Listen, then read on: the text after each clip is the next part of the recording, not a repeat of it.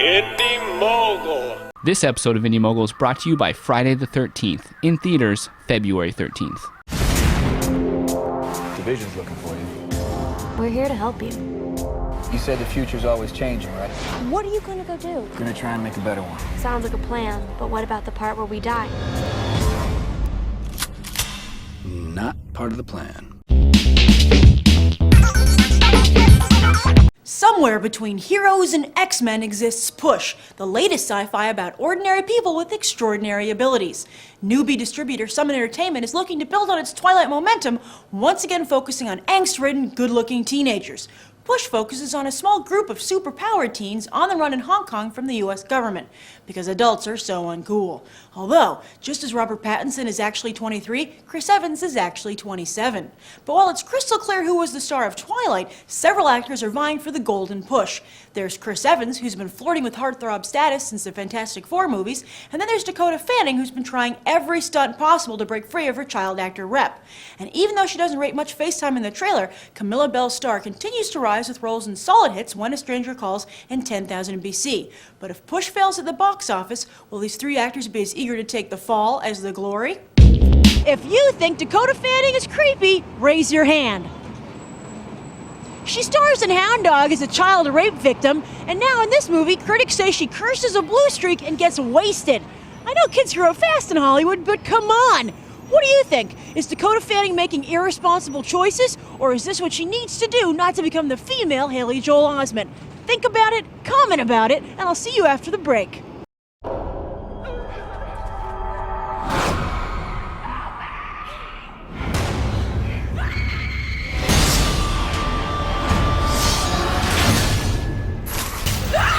Rated R starts Friday, February 13th. The exact same thing, but completely different.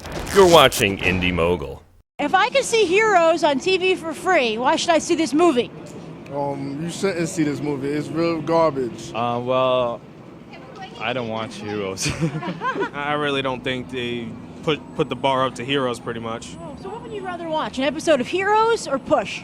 Heroes, honestly. That's just to me. Push could have been a little better. It was decent. It was a better version of Jumper, you could say. The best of the movie was the action. Special effects, they kept it simple. That's what I think they were trying to push for in this movie. Everything you see in the commercials, that was it. Oh, that was all the special effects that were in the movie? Yeah. The ending was shocking too. Oh, so you were genuinely surprised? I was surprised, I was yes. surprised also. The storyline is so slow, I fell asleep. Really? You just need better writers. I mean, ever since the writer's strike, I've noticed a bunch of TV shows and some movies are losing losing the edge you think you're going to see. Do you think Hollywood can make too many superpowered people movies? There might be an oversaturation of it eventually, but right now it's okay. What do you think of Dakota Fanning taking on more adult roles? Who's that? She was a little blonde girl who could see into the future. Oh, yeah, the little drunk. The only interesting character in there was Dakota Fanning's character because she's a watcher. Some people find her a little bit too grown up for her age, but I like it. She's a good actress. This is from the same company that made Twilight. Do you think they're 2 for 2? Or No. is this like a viable franchise? Would you want to see another Push? I wouldn't rush out to see another one, but I would see one. Would you see another one of these movies? Yeah. Oh, yes. Yes. Is it worth seeing in theaters, or is this a rental?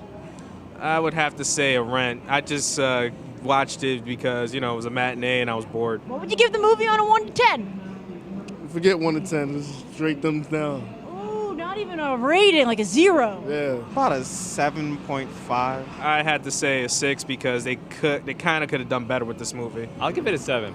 What would you give it? An 8. Well, it looks like Dakota Fanning knows what she's doing, as audiences enjoyed her performance at least more than they enjoyed the movie. Push gets a 5.5, the lowest rating we've ever had on Beyond the Trailer. And don't forget that this Monday, February 9th, is the deadline for Netflix's Greatest Kiss competition. Recreate your favorite movie kiss and upload the video on netflix.com/greatestkiss. The 3 finalists will be flown to New York City, where I'll help pick the winner who gets a trip to Vegas. I'm Grace Randolph, and you've just gone Beyond the Trailer.